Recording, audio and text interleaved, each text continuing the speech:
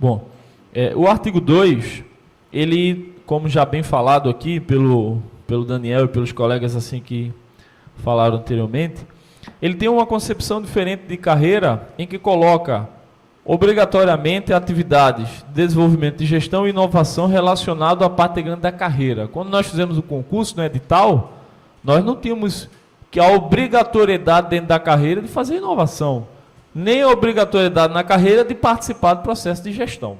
Então, isso fere o princípio até do direito adquirido nosso quando a gente entrou aqui na universidade. No meu edital não tem isso, eu tenho guardado meu edital até hoje lá. Então, não tem essa obrigatoriedade nossa. Dentro da lei, eu me lembro, o professor Aldizio falou que não tem a especificidade aqui da resolução. Na realidade, o dispositivo geral e final da regulamentação revoga a resolução 01 de 88 e a resolução 07 de 93, aqui da universidade. Quem leu essas duas resoluções percebe que elas são resoluções bem fechadazinhas, bem organizadas, em que a gente poderia atualizar aquelas resoluções ali, não é? Colocar algo que tenha a contribuir, mas são resoluções bem estruturadas. Então, na realidade, a colocação da formação, inovação, desenvolvimento institucional e gestão e o restante, eu não apenas retiraria da parte de carreira. A inovação eu suprimiria, porque a concepção de inovação está no artigo 28. Se vocês olharem o artigo 28 lá, e 29, ele trata para a gente aqui o que é inovação. Inovação dentro da concepção do marco legal da ciência e tecnologia, apoiado pela SBPC, extremamente mercantilista. Então, ou seja, num processo extremamente privatista que vem só para privatizar o sistema de pesquisa da universidade. Então, semelhante ao marco, não é? E reforça isso. Então, essa é a ideia da inovação da universidade. Então, a ideia como lá nos encaminhamentos, a gente vai sugerir a retirada desse de inovação aqui, e ele não pode conter, não pode ser parte da carreira.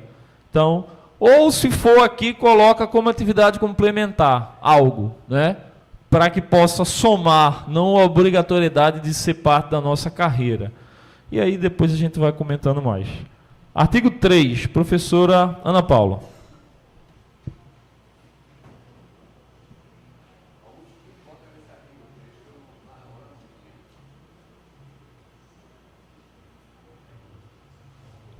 Bom, então, já foi falado, né? Eu acho que esse artigo 3º, ele diferencia a nós docentes, dependendo do local de lotação, né? E é uma visão de universidade fragmentada também, né? Que não estimula a integração entre os 3 campi, tanto entre professores quanto entre alunos, né? No desenvolvimento das suas atividades, né? E esse final do parágrafo único aqui, né?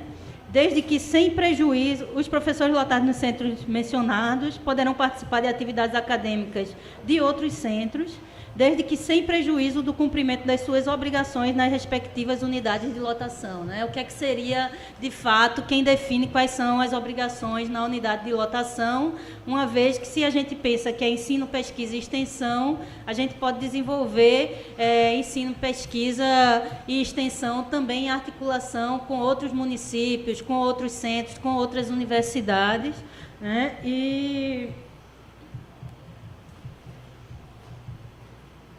sem contar, né, lá no CAV, por exemplo, a gente tem um problema sério de infraestrutura, que o próprio desenvolvimento de pesquisa e extensão e ensino dentro do próprio centro fica complicado, porque os laboratórios não estão suficientemente equipados. Inclusive, a gente tem um déficit sério de espaço para desenvolvimento de atividade de ensino.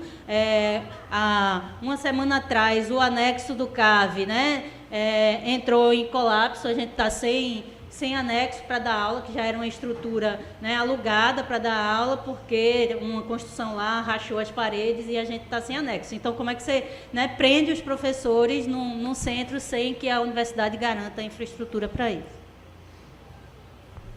Renato.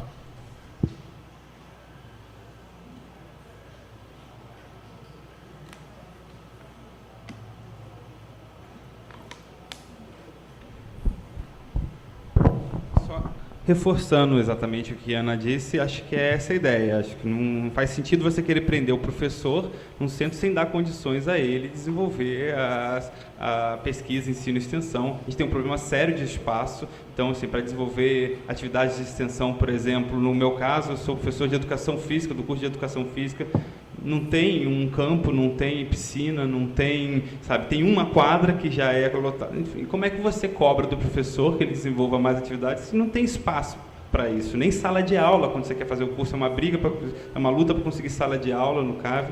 Enfim, eu acho que é uma tentativa de segurar o professor sem discutir quais condições o professor está recebendo. E a ideia também, assim, acho que é importante a gente pensar, acho que o encaminhamento é por retirar completamente esse artigo e pensar também como é que ele veio parar aqui, né? Só acho que esse artigo aqui certamente foi um pedido, me parece, das direções do CAV, do CAA, e acho que a gente não pode esquecer de registrar isso. Bom, sou eu, depois o pessoal diz, depois Sérgio. Interessante os 3 professores do CAV que estão aqui presentes fazer esse comentário, né? O CAV ele foi estruturado em 2006, em que iniciou, e no início foi aqui no 14 bis da nutrição, com 3 cursos. E depois a gente conseguiu o IF lá, emprestado, o antigo Cefet, o GF, que saiu de lá e cedeu um prédio para a gente emprestado para que a gente pudesse dar aula. E em condições extremamente precarizadas, né? Em que nós não tínhamos laboratório e não tínhamos absolutamente nada para trabalhar. Fomos ter internet em 2014, só para vocês terem ideia. Então, que a gente teve uma internet que pudesse trabalhar. A realidade aqui é porque muitos colegas professores, principalmente lotado no centro do Agreste, fazem concurso. Por que eu estou falando isso? São os próprios professores de lá que fizeram esse comentário no debate.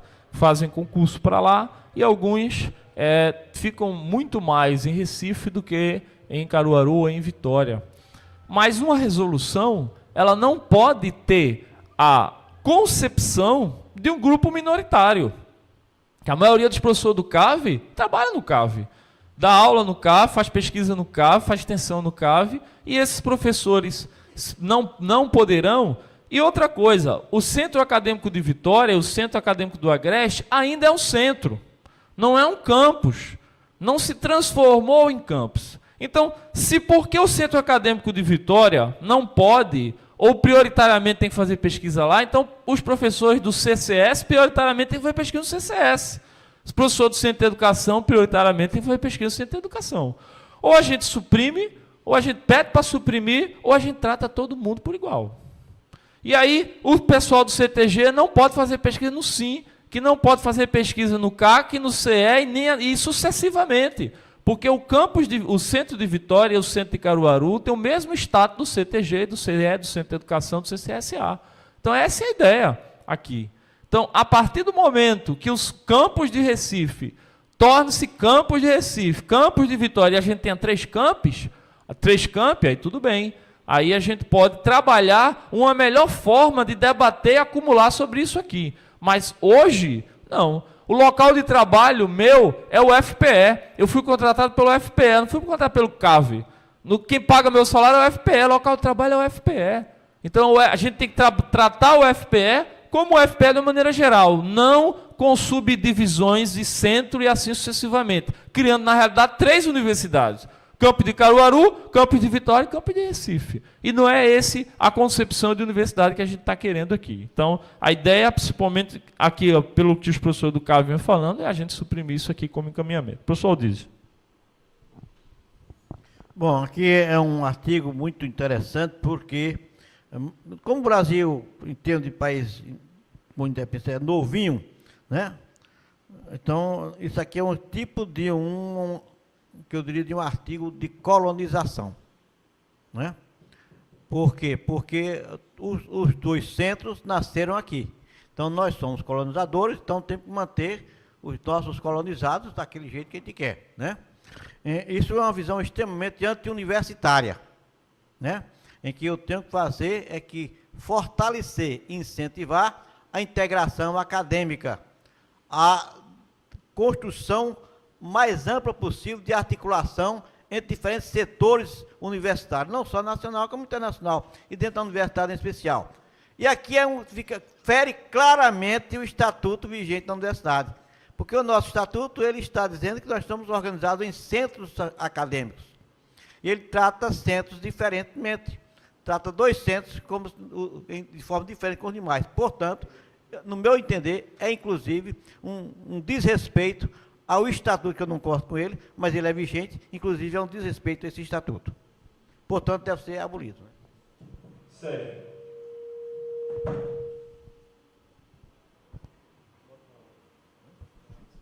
Gente, isso aqui é uma loucura.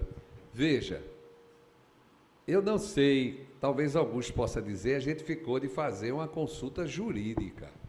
Eu não sei se é possível discriminar 2 centros do jeito que está colocado aqui.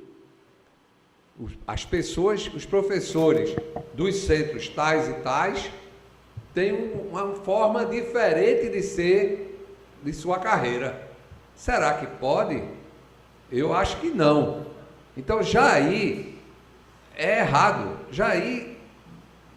Agora, como tem que ser feito no local. E se no domingo de tarde o professor teve uma ideia eureka e faz uma pesquisa na casa dele, isso não vale?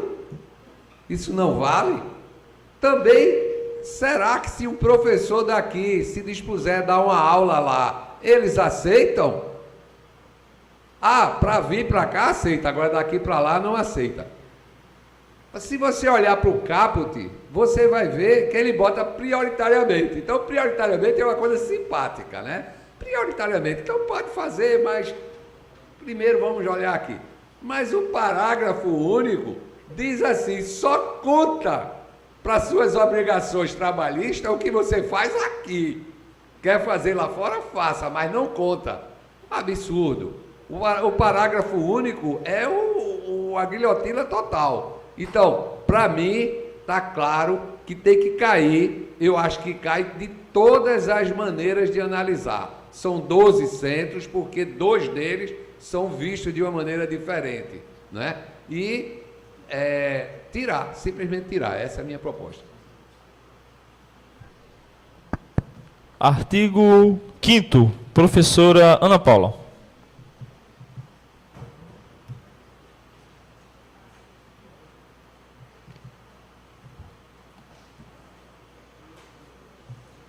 Então, lá no CAV a gente já trabalha com esse regime de 50 minutos, né? E ele é bem complicado na distribuição do semestre de 18 semanas, porque a gente perde 3 semanas e se tiver qualquer feriado, qualquer data que impeça a realização da aula, a gente tem que marcar aula extra com os alunos no sábado ou fora do horário, e isso é uma penalidade para o próprio aluno, que não tem nada a ver com os feriados ou com algumas questões que terminam complicando a aula e complicado para a gente também, que fica tendo que se desdobrar para dar o conteúdo com 3 semanas a menos no semestre para poder distribuir o plano de ensino. Então, eu acho que a gente poderia rever. A minha questão não é nem exatamente com o tempo de aula, mas com o formato do semestre de 18 semanas, para quem dá o tempo de aula de 50 minutos.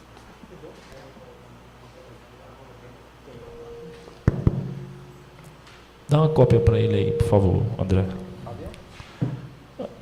Sou eu. Bom, nós, como dito pela Ana Paula, desde há 4 anos, mais ou menos, nós trabalhamos com a carga horária de 50 minutos e 18 semanas, 1 semana a mais. 3 semanas a mais. O MEC foi lá em 2012, 2013, e para o reconhecimento dos cursos do CAV, principalmente o curso da enfermagem, o MEC solicitou que nós contabilizássemos 50 minutos na carga horária oficial, e isso foi incorporado ao SIGA com a caderneta eletrônica. E a gente teve, por solicitação do MEC, que incorporar mais as 18 semanas, Porque a ideia é 50 minutos com intervalo de 10, e 50 com intervalo de 10, 50 com intervalo de 10. E ninguém faz isso, não é? Então, 50 é na LDB, 50 minutos é na LDB, mas a contabilização é de 1 hora. Então, o que isso gerou? Gerou um estrangulamento do calendário enorme. Ou você trabalha, na realidade, o que está acontecendo? Está acontecendo que os professores estão dando carga horária maior. Então, nós ampliamos a carga horária mais do que o real. Porque temos que contar 50 minutos, mas na realidade damos 60, 1 hora. Então, no final, a gente tem uma carga horária superior à carga horária da disciplina, ou o professor tem que trabalhar com um cronograma oficioso. Um cronograma oficial e um oficioso para que ele não possa ministrar uma carga horária excedente. Mas o que está acontecendo é que a maioria ministra a carga horária excedente. Então, a ideia aqui é que a gente pudesse tentar, junto à reitoria, trabalhar com os 60 minutos. Não é? Por que não? Conta 60 minutos. Porque esse debate vai chegar aqui no campus de Recife agora, que é o debate da caderneta eletrônica. E já chegou, e já está sendo implementado. Lá no CARV foi implementado, há uns 4 anos atrás. Em termos de logística, é bom, mas em termos de controle, é ruim. Então, em termos... Aí é outro debate que a gente vai fazer posteriormente. Então, aqui, acho que como encaminhamento, é que a gente pudesse trabalhar como encaminhamento para a reitoria os 60 minutos. Não é? Se alguma lei superior definir isso, a reitoria vai dizer para a gente onde é que ela está se baseando e que a gente pode trabalhar nas questões superiores em relação a isso. Não é? Então, só para... Aí, professor Aldísio agora. Olha, essa é uma questão que a gente vai ter que colocar a carga horária em aula e depois um parágrafo explicativo disso. Porque, por exemplo, se nós entrarmos numa sala de cirurgia para uma cirurgia, e a cirurgia dura 1h30, como é que será isso computado? Né? Se vai o rapaz do ateliê e começa a fazer um quadro e demora 5 dias para fazer o quadro, como é que vai ser feita essa computação de sala hora-aula? Então, realmente, esse é um artigo muito complexo, porque ele tem que dizer, olha, a carga horária, porque cada disciplina, ela tem um limite de disciplina. A disciplina tem 120 horas, 40 horas, 200 horas, 80 horas, dependendo da disciplina, tem carga horária diferente. Não é isso? Eu tenho uma obrigação de dar aquela carga horária. Isso é fundamental. Tem que ser dada aquela carga horária. Agora, aqui eu estou dizendo que para cada hora são 50 minutos. Eu já vi disciplinas em que o professor dividia a sua atividade em período de 20 minutos. Cada 20 minutos era um assunto que ele tratava com o aluno. E aí ele parava e o aluno ia embora. Quer dizer, ele tinha que ter 3 atividades dessas para computar uma carga horária, uma hora-aula, né? Então, mas isso como é que ficaria, então, registrado isso aqui? Então, essa é uma questão que a gente vai ter que colocar, que a universidade, ela não é um bloco monolítico. Ela tem uma diversidade enorme. E uma resolução dessa tem que contemporizar todas as diversidades. Então, está aí a necessidade de um amplo debate. Não um debate de um mês, não, minha gente. Não dá para fazer isso em um mês. Temos que ter um tempo muito maior, por quê? Porque eu tenho que contemplar a diversidade de ensino que existe numa universidade. Sérgio.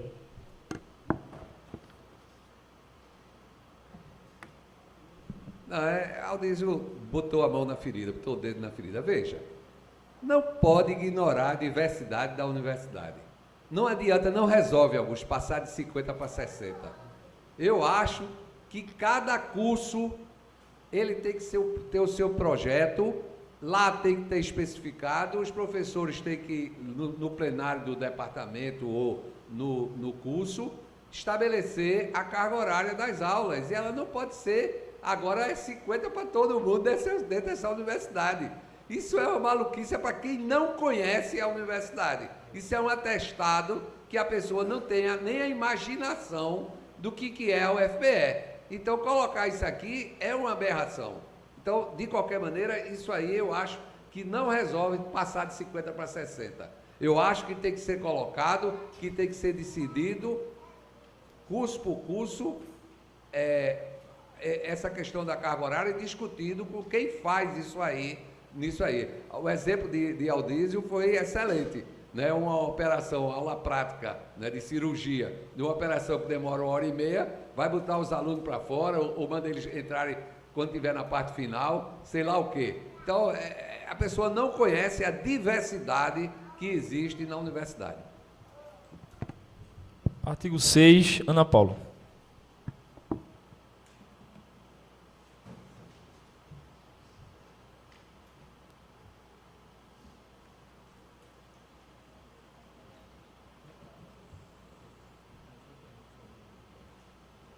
No 6, eu fico preocupada da forma como está colocado esses limites superiores aí de carga horária, né? De 240 a 480 horas, quando no desenvolvimento de pesquisa e extensão, né? Esse limite superior, né, ele é uma porta aberta também para que a gente trabalhe no limite de carga horária, né, inclusive acobertando a universidade para não abertura de concurso público e seleção para professor substituto, porque aqui teria um limite que a gente pode dar até esse limite de 480 horas. 480 horas com pesquisa e extensão é irreal, né? Todo mundo sabe disso. Da mesma maneira que, para quem não desenvolve pesquisa e extensão, 720 horas é um trabalho sobre-humano. Então, eu acho que é muito complicado o estabelecimento desse limite superior, porque acoberta, né, o trabalho no limite de todos nós.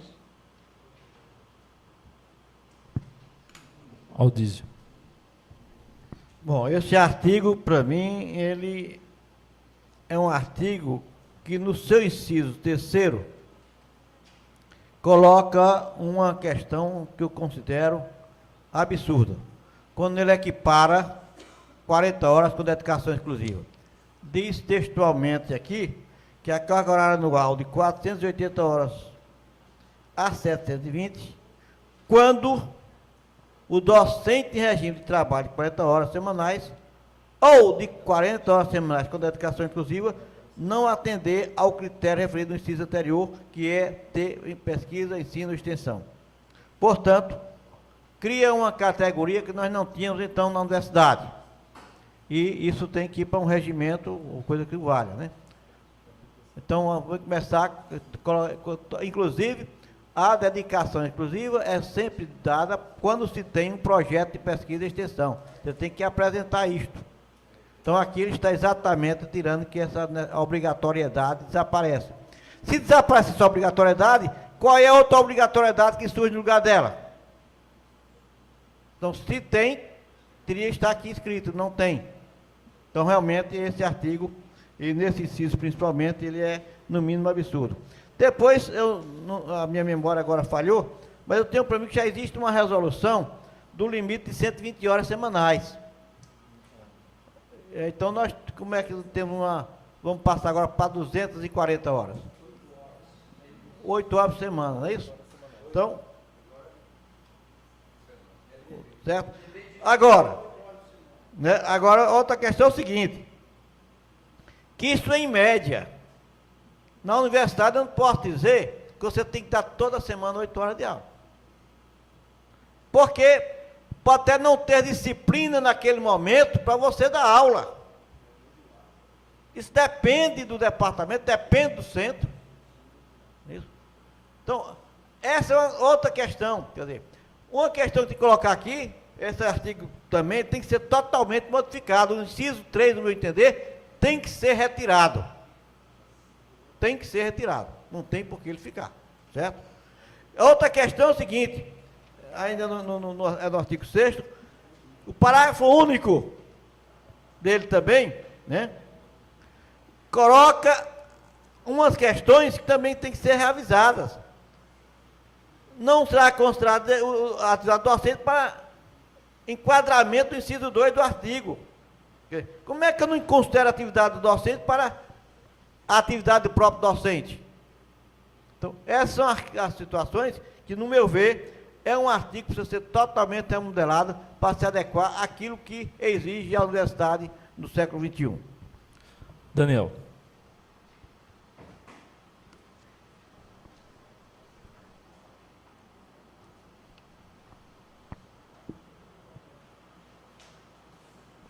Acho que tem que ficar claro que nós temos uma prática aqui na universidade, que quem tem pesquisa, só para começar, tem, em média, 2 turmas de 60 horas, porque isso tem uma variação.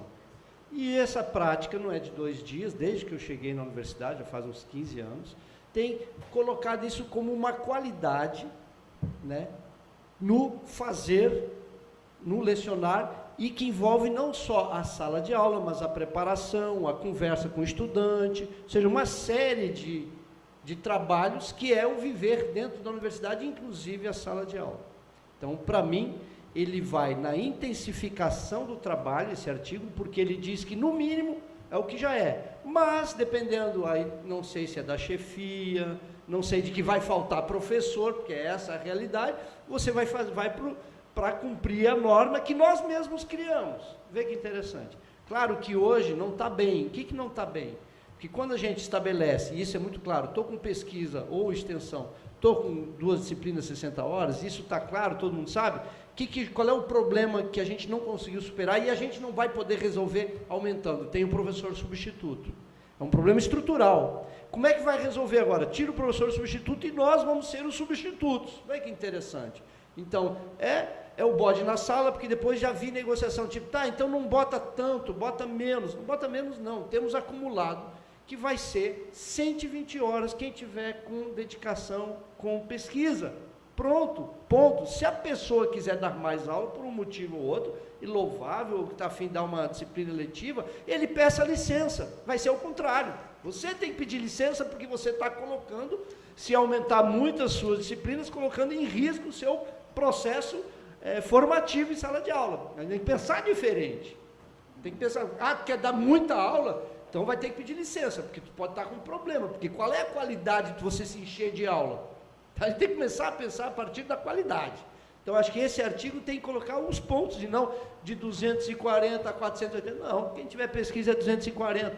Essa história de 20 horas, aí o colega já pediu a palavra, vai falar, mas no inciso primeiro, é 240, ponto. Não é 240, 360, essa brincadeira aqui que botaram aqui, 700, lá vai pedrada, tudo é um absurdo, tem que ser os pontos colocados, 40 horas, tantas disciplinas, pronto. Dedicação exclusiva, está com pesquisa, pronto.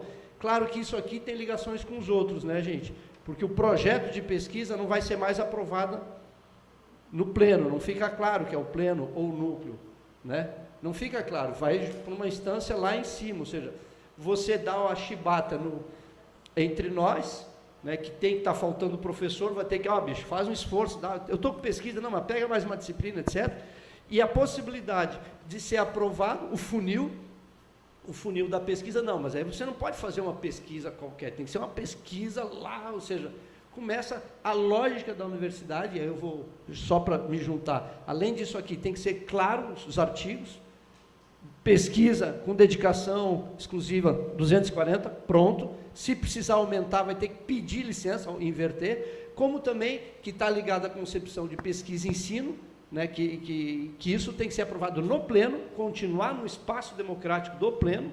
E a terceira coisa, para juntar, para fechar, voltando um pouquinho que eu não falei na outra passada, a questão da punição ao CAV, ao CAA, em vez de a gente pensar depois, em vez de suprimir, dizer ao contrário, nós temos que incentivar o intercâmbio entre os campi.